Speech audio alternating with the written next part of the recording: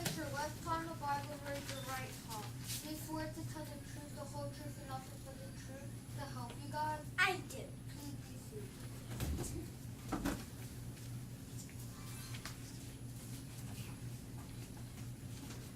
What is your name? My name is Jack Smith. What is your occupation? I'm the J. Smith Building Supply Company. Mr. Smith, are you familiar with the Smith family? Well, I got a few pig. Well, I've got a few pig customers. They're Porky Pig, Miss Piggy, and of course, Piglet. Then let me be more specific. Are you familiar with the three little pigs, Larry, Curly, and Moe? Yes. Now there's a sad story for you.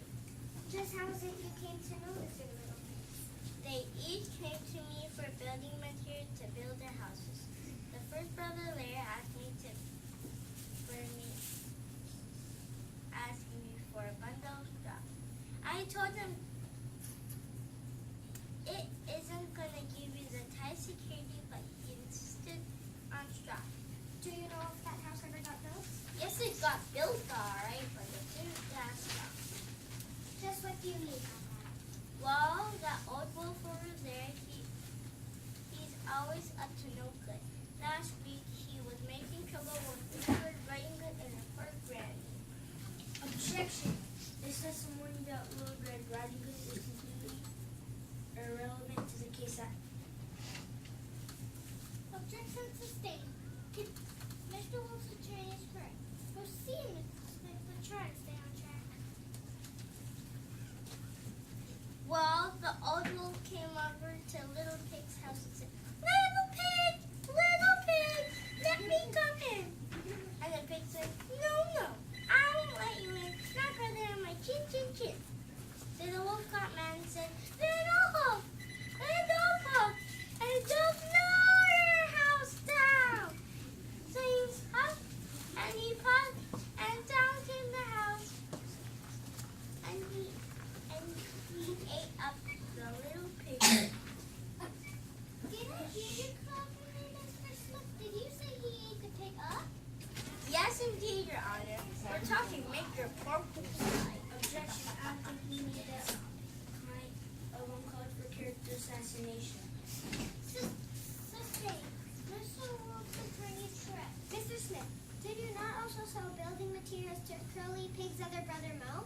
Sure did. He wanted to build with sticks. I tried to talk him out of it. I told him you're going to have a lot of drought problems with the twig house, not to mention wolf problems.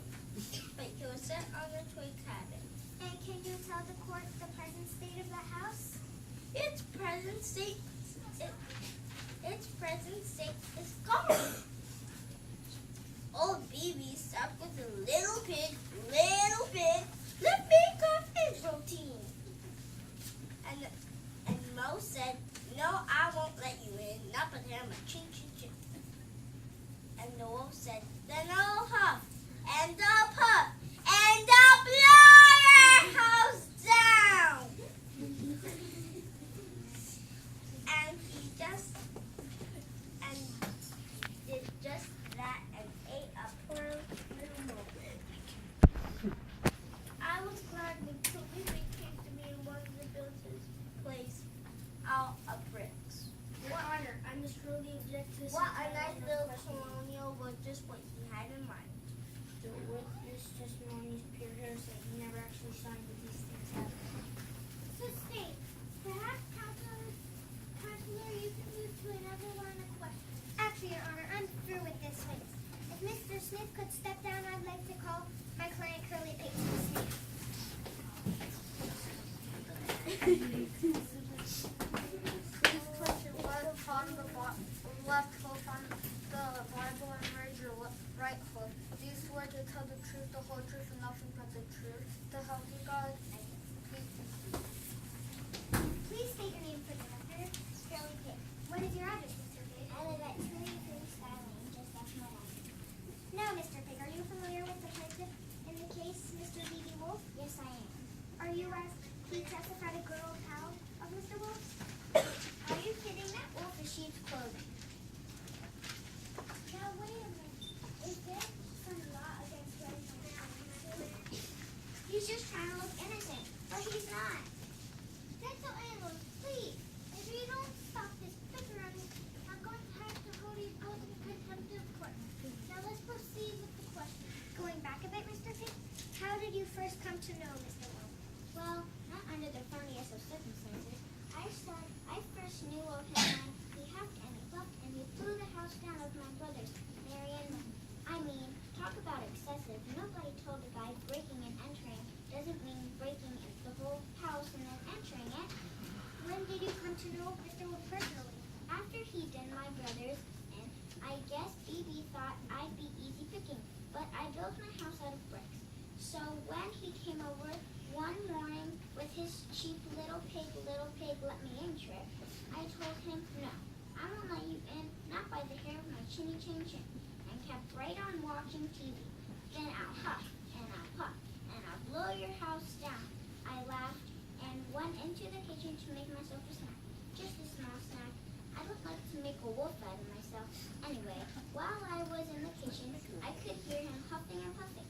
When I went to bed, he was still huffing and puffing. And that was the last time you ever saw Mr. Wolf? Are you kidding? About a week later, he came by and said, Little Pig, I know where you can find the sweetest turnips. He must have known pigs are full of turnips. He told me would pick me up at the next morning and when could go together. Boy, that wolf must have been dumb.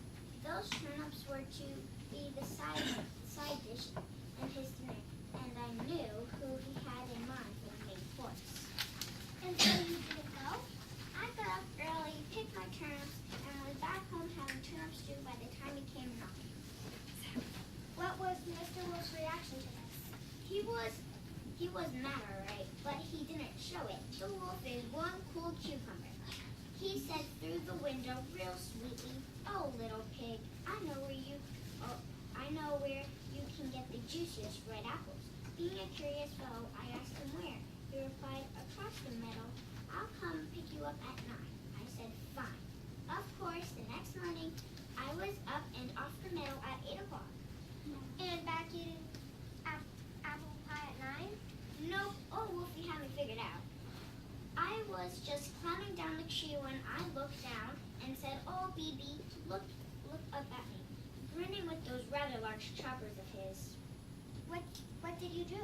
Well, I had to do some fast thinking. He said, good morning, Curly. Ma, you're up early. How are the apples? A real cool cucumber, just like I told you, I said. They're delicious. I'll throw one down for you. And I threw it so far that I was practically home by the time he found it. And that was the last time you ever saw Mr. Wolf? Oh, no. He came a week later. He asked me, how would you like to go to the fair? I said, sure, but only to see what he had up his sleeve. I told me, I'll come pick you up at 8 o'clock. Well, I went to the fair at 7 o'clock and was on my way back with the butter churn when I see old Wolfie coming up the hill toward me. What happened then? I got inside the butter churn to hide, but it tipped over and started rolling down the hill with me inside it. I guess that scared him. At any rate, he took off like a shot. The next day, he came to my house and told me he was sorry he missed me, but as he was coming to get me, he was frightened away by something strange rolling straight at him. Well, I laughed and told him what he had frightened the big bad wolf was just me rolling down a hill in a butter churn. I think that's when he decided to eat. How did you know this? Well, I didn't know, but he had this look in his eye, a nasty glare, and then he started climbing up the side of my house. At first, I could imagine what he was doing, and then it came to me. He was going for the chimney. So I rushed to the fireplace. I already had a big pot of boiling water for my tea, so I took the lid off.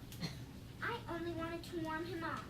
How was I know he was already climbing down a chimney? Thank you, Mr. Pig. That's all the questions I have. Judge, I'd like to cross-examine